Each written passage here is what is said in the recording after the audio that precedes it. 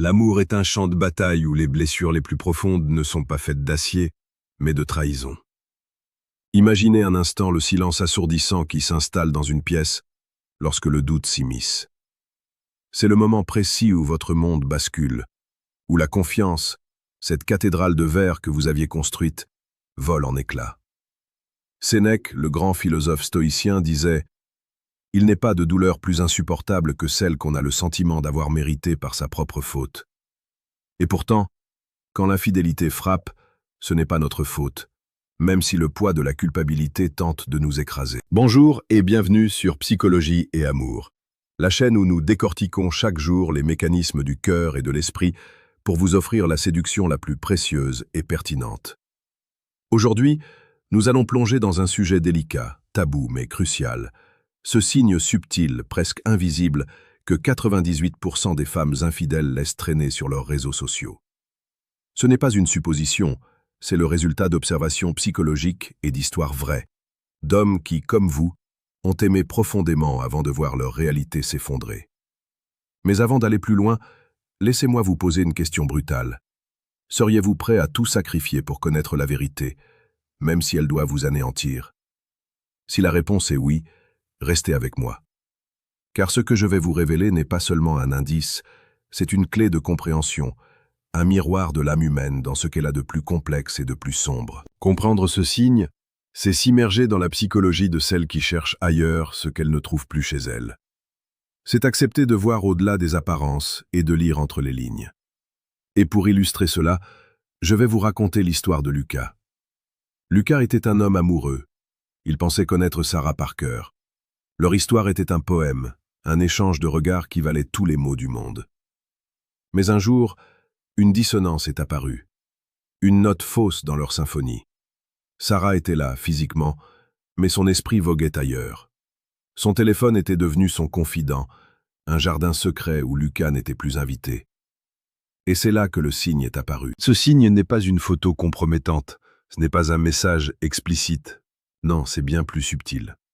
C'est une absence de présence, une disparition progressive des moments d'intimité, des photos de vous deux, des j'aime et des commentaires sur vos publications.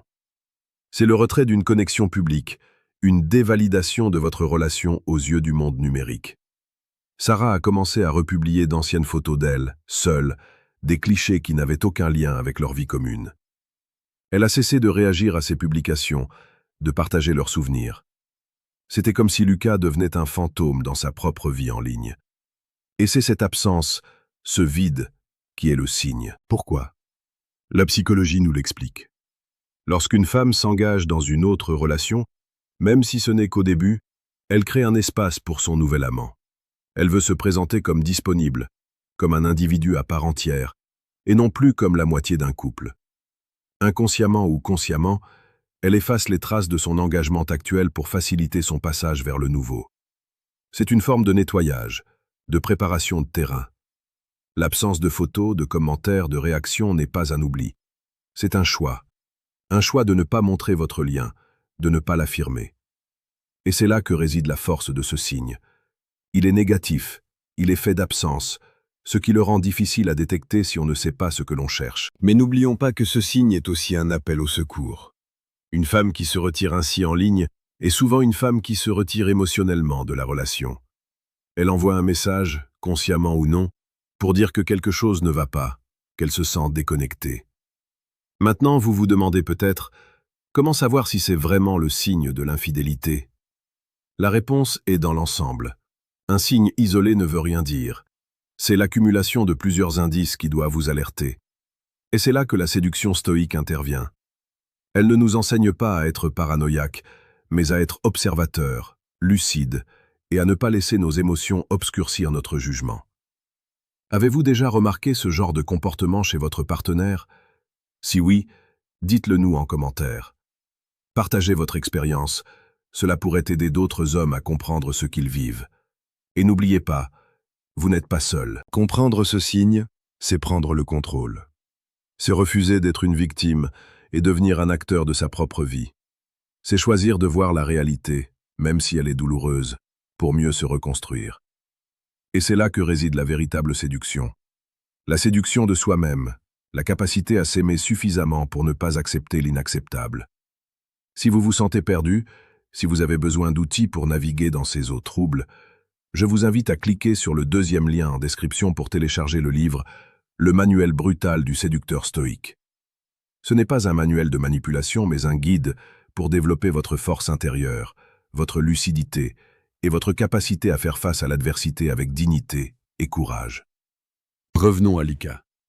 Lorsqu'il a enfin compris le signe, il n'a pas réagi avec colère ou violence. Il a choisi la voie du stoïcisme. Il s'est retiré, a pris du recul et a confronté Sarah avec calme et détermination. Il n'a pas cherché à la retenir car il savait que l'amour ne se force pas. Il a choisi de se respecter, de préserver son intégrité et de se reconstruire sur des bases plus solides. L'infidélité est une épreuve, mais c'est aussi une opportunité de croissance. C'est le moment de se reconnecter à soi-même, de redéfinir ses valeurs et de devenir la meilleure version de soi-même. C'est le moment de comprendre que la véritable séduction ne réside pas dans la conquête de l'autre, mais dans la maîtrise de soi. Alors, si vous voyez ce signe, ne désespérez pas. Ne vous laissez pas abattre par la douleur. Voyez-le comme une boussole, un indicateur qu'il est temps de prendre soin de vous reconstruire et d'avancer vers un avenir meilleur. Vous méritez un amour sincère, transparent et respectueux. Et vous avez la force en vous pour l'atteindre. En conclusion, ce signe de l'infidélité sur les réseaux sociaux est une fenêtre ouverte sur une réalité que l'on préfère ignorer. C'est une invitation à la lucidité, au courage et à la reconstruction de soi. Ne l'ignorez pas, comprenez-le et utilisez-le comme un tremplin pour devenir l'homme fort, sage et séduisant que vous êtes destiné à être.